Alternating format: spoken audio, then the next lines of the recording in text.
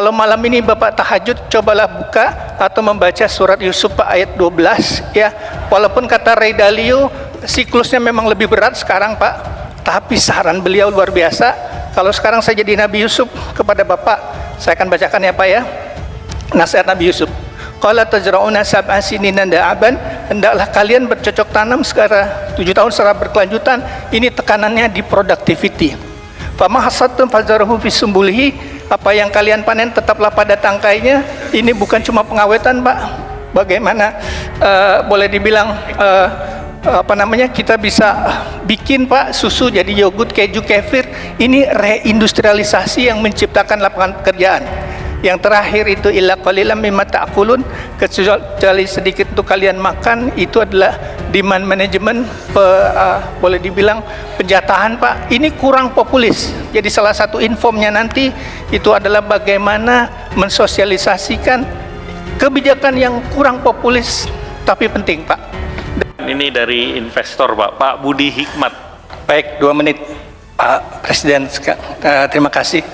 Hari ini Pak, sahabat baik Bapak Ray Dalio mendistribusikan suatu email Pak yang menunjukkan bahwa saat ini ada breakdown yang luar biasa di domestik ekonomi, domestik politik dan geopolitik, yang dugaan kami sebetulnya ini mengarah suatu saat akan perang Pak. Ini semirip ketika Jepang menyerang Pearl Harbor Pak. Jadi, tapi kali ini kayaknya Amerika akan sangat upset dengan Tiongkok. Jadi kecanggihan politik Bapak Pak, ya kalau sini saya tulis doa semoga Bapak dengan jurus 1000 teman terlalu sedikit, 1 musuh terlalu banyak Pak. Mudah-mudahan kita bisa menavigasi geopolitik. Saya fund manager Pak. Kalau tadi hari ini saya menulis di Kompas, tapi dengan pertemuan hari ini ada 2 elemen yang udah clear, yaitu transform dan inform. Terima kasih, forum seperti ini harus dibikin. Nah, bursa kita performnya itu tergantung dari satu lagi Pak, yaitu reform. Ini agak mikro Pak, karena yang naik di dunia ini sekarang itu adalah disruptive sector Pak. Apakah AI, information technology, itu yang di bursa kita kurang. Kita terlalu didominasi oleh bank sekitar 35%. Itu Pak. Terakhir saya doakan Bapak aja, kalau malam ini Bapak tahajud, cobalah buka atau membaca surat Yusuf Pak ayat 12 ya. Walaupun kata Ray Dalio siklusnya memang lebih berat sekarang Pak, tapi saran beliau luar biasa. Kalau sekarang saya jadi Nabi Yusuf kepada Bapak, saya akan bacakan ya Pak ya. Nasihat Nabi Yusuf. Qala tajra'una sab'a sinina da'aban, hendaklah kalian bercocok tanam secara 7 tahun secara berkelanjutan. Ini tekanannya di productivity. Fama hasadtum fazarahu fi sumbulihi, apa yang kalian panen tetaplah pada tangkainya. Ini bukan cuma pengawetan Pak, bagaimana boleh dibilang kita bisa bikin Pak susu jadi yogurt, keju, kefir. Ini reindustrialisasi yang menciptakan lapangan pekerjaan. Yang terakhir itu illa qalilan mimma ta'kulun, kecuali sedikit untuk kalian makan. Itu adalah demand management, boleh dibilang penjatahan Pak. Ini kurang populis. Jadi salah satu informnya nanti itu adalah bagaimana mensosialisasikan kebijakan yang kurang populis tapi penting Pak. Dan hari ini saya dapat report bahwa bond market stabil thanks to Gubernur BI dan Menteri Keuangan Pak. Kalau equity market sih udah agak mereda Pak. Terima kasih Pak. Baik, saya tanggapi, dan nanti kalau saya kurang dalam jawaban saya minta bantuan dari menteri-menteri. Yang pertama dari industri pertekstilan, terima kasih masukannya. Ya, saya benar-benar sadar pentingnya industri pertekstilan. Karena itu kita semua bertekad untuk melakukan apa yang bisa kita lakukan dari segi kebijakan untuk membantu industri pertekstilan. Kemarin kita sudah rapat, saya sudah panggil semua direktur utama Himbara, juga Gubernur BI hadir, Menko Perekonomian, Menteri Keuangan, dan kita sudah memberi pengarahan kepada Himbara bahwa industri padat karya seperti pertekstilan harus terus didukung. Tapi saya juga ingatkan semua analisa para ekonom secara nyata, realis dan rasional, juga sebagaimana tadi para ekonom kita ya, saudara Budi ya, Budi Hikmat ya, ya, aset management Bahana, benar sekali bahwa, dan juga Ibu Sinta ya, kita harus sadar bahwa domestic market kita sangat besar, ya, domestik kita sangat besar. Jadi dengan pendekatan dan strategi ekonomi kita akan memberdayakan tadi desil yang paling bawah itu, yang paling bawah 1-2 ya, yang paling ekstrim, yang rentan, dan yang aspiring itu sebetulnya eufemisme. Mereka juga dalam keadaan susah ya. Dengan kita ingin memberdayakan mereka, dengan kita investasi besar-besaran dari kekuatan ekonomi kita di ekonomi domestik kita, saya kira ini sesuatu jalan juga untuk industri perstekstilan ya. Jadi saya kira demikian, bahwa kita, dan termasuk sepatu. Sebagai contoh tadi, anak sekolah kita berapa? 44 juta ya. 44 juta ya. 44 juta anak sekolah. Nah, kalau saya instruksikan mereka perlu sepatu olahraga 2 masing-masing siswa. 1 untuk sepatu pramuka, 1 untuk sepatu olahraga, 1 untuk sepatu masuk sekolah. Apakah tidak itu domestic demand?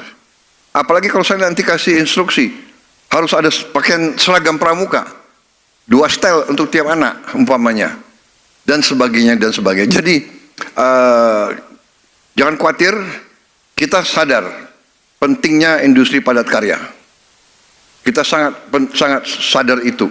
Tapi saya juga ingatkan, kita punya kekuatan domestik, kita punya pasar domestik yang besar, kita punya confidence ya.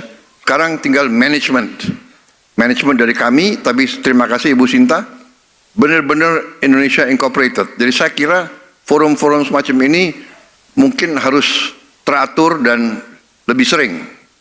Ya, karena kita ini satu kapal. Ya, pemerintah tidak bisa berbuat semuanya.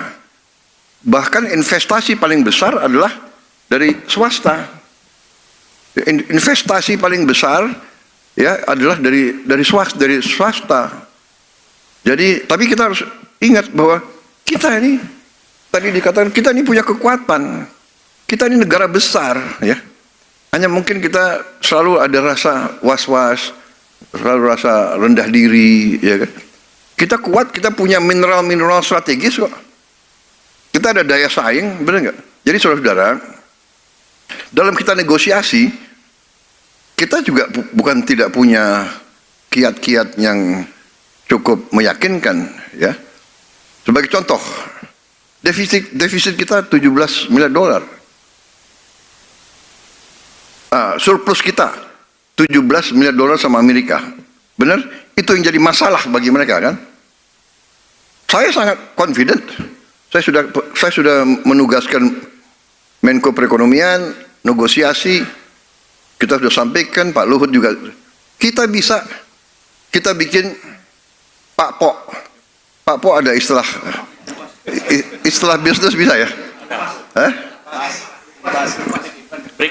Boleh, Presiden ngomong Pak Po boleh ya? Boleh kan? Saya tawarin mereka, Pak Po, saya bisa 17 miliar surplus kita, 17 miliar kita akan beli dari Amerika. Kita bukan negara miskin, kita bisa beli 17 miliar dari Amerika. Ya. Apa yang kita butuh dari Amerika? Kita butuh LPG. LPG 8 miliar dolar kita butuh, 9 miliar ya. Kita butuh minyak, BBM, kita bisa impor lagi 9 miliar lagi ya. Kita butuh alat-alat teknologi rig drilling dari mereka. Kita akan membuka 10.000 sumur lama dengan teknologi baru. Jadi mungkin 3-4 item Pak Pok, ya, Pak Pok,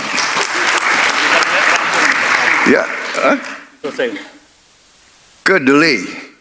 Saya kadang-kadang terlalu cepat bicara, keluarnya keledai. Enggak, kedelai kita butuh dari mereka. Ya, gandum. Apalagi? Kapas. Pesawat terbang, ya kan? Tapi sekarang pesawat terbang dari Tiongkok murah-murah loh. Ya.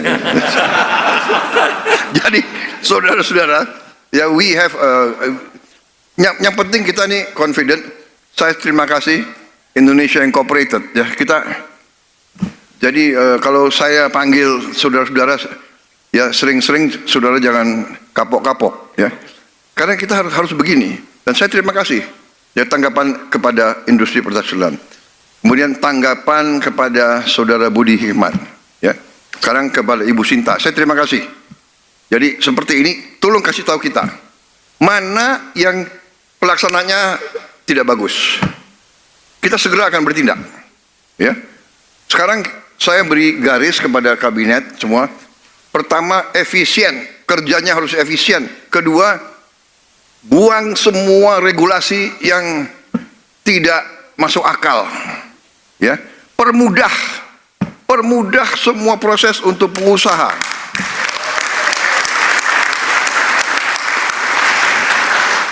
Ini bagusnya presidenmu mantan pengusaha juga gitu loh. Ya. Bener loh.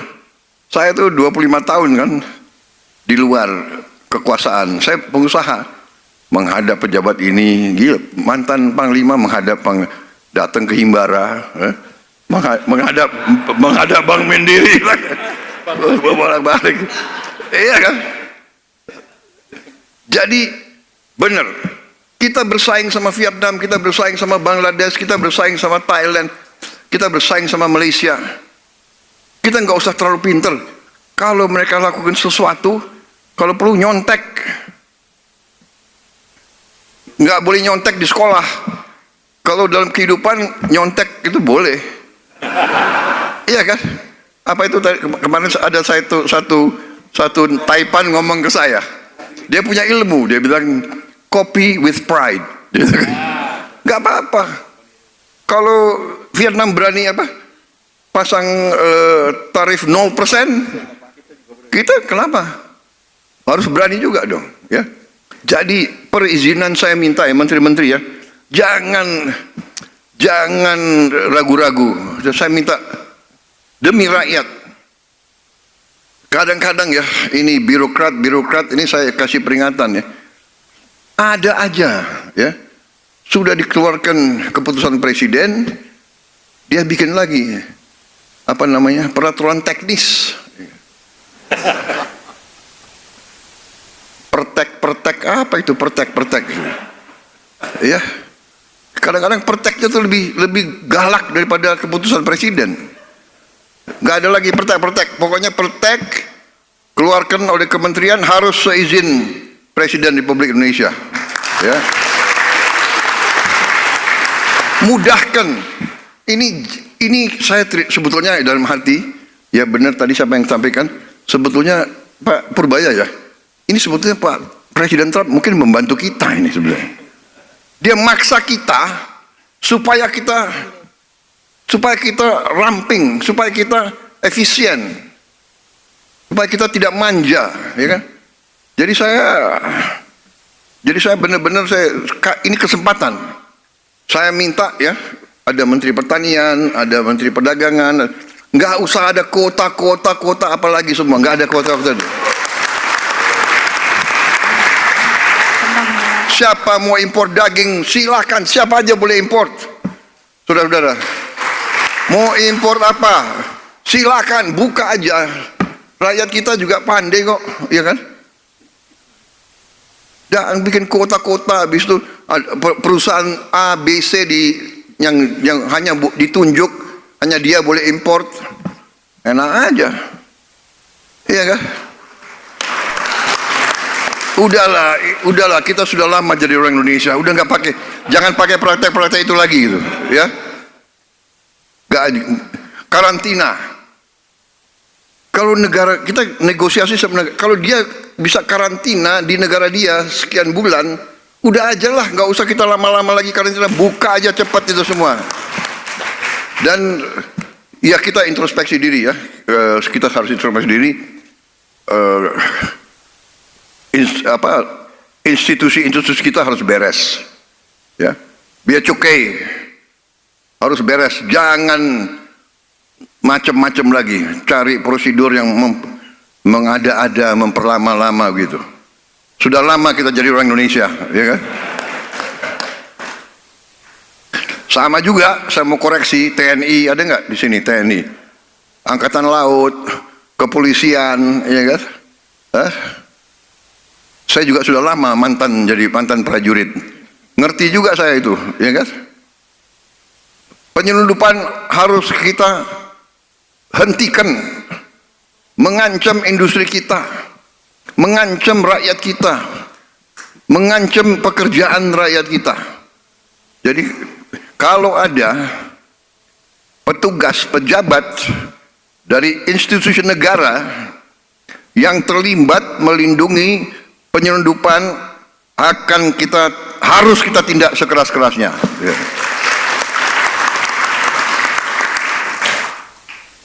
Ini saya minta bertanggung jawab. Saya sudah berkali-kali bicara sama semua pejabat-pejabat itu. Kita perbaiki kondisi rakyat kita, banyak yang masih susah. Jangan ikut praktek-praktek yang justru akan membunuh rakyat kita sendiri. Ini saya kasih peringatan berkali-kali, nanti akan saya kasih perhatian khusus untuk masalah bea cukai dan masalah semua bentuk penyelundupan. Ini sudah cukup lama. Ini banyak masyarakat lagi tunggu. Ini presiden udah kasih warning berbulan-bulan, kapan, ya kan? Jadi terima kasih masukan-masukan Ibu Sinta, ya kan? Kalau ada lagi implementasi yang kurang bagus, segera laporkan, ya. Segera laporkan, kita bertindak. Tapi yang jelas, Menko tadi kemarin, Menteri Keuangan, Gubernur BI ada, Ketua DIAN ada, saya sudah kasih perintah untuk hilangkan kuota-kuota import, terutama untuk barang-barang menyangkut hajat hidup orang banyak, ya kan? Siapa yang mampu, siapa yang mau import, silakan, bebas. Nggak lagi kita tunjuk-tunjuk hanya ini yang boleh, itu nggak boleh, ya kan? Itu salah satu upaya kita untuk merampingkan, memudahkan iklim usaha, bikin supaya pengusaha merasa dimudahkan, ya. Para pengusaha itu menciptakan lapangan kerja. Pengusaha itu adalah pelaku yang di depan. Dia boleh cari untung, nggak ada masalah.